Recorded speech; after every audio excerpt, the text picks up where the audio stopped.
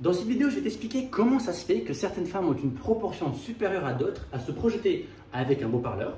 Je vais t'expliquer du coup quel est le problème sous-jacent et également deux outils que tu peux employer pour que cela t'arrive justement pas à toi, d'accord? Mais avant de t'exposer tout ça, laisse-moi 30 secondes pour te proposer quelque chose.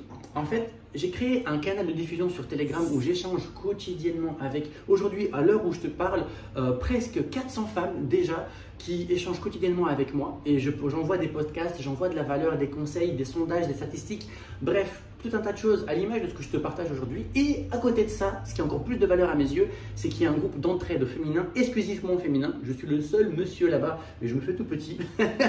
Et en fait, ces femmes s'entraident. Donc il se peut que toi, tu aies totalement ta place là-bas pour soit épauler d'autres femmes, soit qu'elles puissent éclairer ta lanterne. Dans tous les cas de figure, je te laisse le lien juste en dessous. C'est totalement gratuit et ça le restera ad vitam aeternam. Donc je t'invite à nous rejoindre. Parenthèse close, la problématique initiale aujourd'hui, c'est pourquoi certaines femmes se projettent davantage avec les beaux parleurs plus que d'autres. D'accord? Alors, qu'est-ce que ça cache? Quel est le problème au fond? En fait, à mes yeux, la dame, on va l'appeler Gisèle, ok? Gisèle, quel est le problème de Gisèle? C'est qu'en fait, elle fait une erreur. Son erreur est humaine, mais on peut facilement l'éviter. Son erreur consiste à venir indexer son niveau de projection avec Pierre-Paul Bob, peu importe avec qui tu veux, non pas en fonction des actions, mais plutôt en fonction du blabla. En fait, dès lors qu'elle va se prendre pour Spielberg, et ben en fait, elle va se créer un scénario et elle va être totalement déconnectée de la réalité.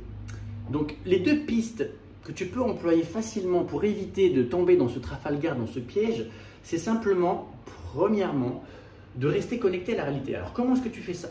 C'est en te posant des questions toutes bêtes. Typiquement, cette semaine, moi je suis Sophie, je suis donc une femme qui a cette proportion maladroite de se projeter avec ce fameux Bob qui fait n'importe quoi, d'accord? Eh bien, le matin, lorsque je me brosse les chicots, sur la semaine qui vient de passer, je me dis, ok, est-ce que j'ai été davantage consommé ou alors savouré? Et rien que ça va me permettre de jauger, de prendre la température, si tu veux, pour rester connecté à la réalité. Et à ce moment-là, le truc est très important pour toi, c'est de jauger, mais avec ton instinct. C'est-à-dire, il ne faut pas que tu laisses ton cerveau trop ruminer, parce que sinon, sans ça, tu vas essayer de rationaliser. Et quand tu cherches à rationaliser dans une relation où, face à toi, tu as un homme qui fait en sorte que tu te projettes, eh bien, quand tu laisses ton cerveau trop réfléchir là-dessus, ce qui se passe, c'est que tu t'embourbes. C'est pour ça que je t'invite à, lorsque tu te poses cette question de est-ce que je suis consommé ou savouré, ça sort et c'est à ce moment-là que tu t'écoutes. D'accord? Ça, c'est la première chose. La deuxième, je te l'ai dit, c'est évite à tout prix de te prendre pour Spielberg. Ok? Tu n'es pas Spielberg, je ne suis pas un acteur de Avatar non plus. Donc, laissons ça de côté. Aujourd'hui, ta relation sentimentale, elle ne peut être pérenne qu'à condition que les deux parties soient présentes à mettre du charbon dans la locomotive. Si tu es toute seule à mettre du charbon, ça peut avancer. Mais ça n'avancera jamais au niveau d'intensité auquel peut-être tu aspires à voir ta relation se pérenniser. D'accord? Donc aujourd'hui, mes deux conseils sont très simples.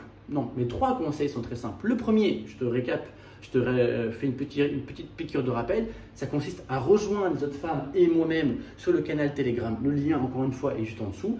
Deuxièmement, c'est éviter de te prendre pour Spielberg parce que quand tu viens gober finalement toutes les propositions scénaristiques que le monsieur te met sur la table, finalement, tu n'es jamais connecté à la réalité. Et troisièmement, simplement te poser la question, est-ce qu'aujourd'hui, sur la semaine qui vient de passer, est-ce que j'ai été consommé ou alors savouré? Somme toute, avec tout ça, tu augmentes considérablement tes chances d'éviter de t'embourber dans une relation qui n'a de sens que pour le scénariste.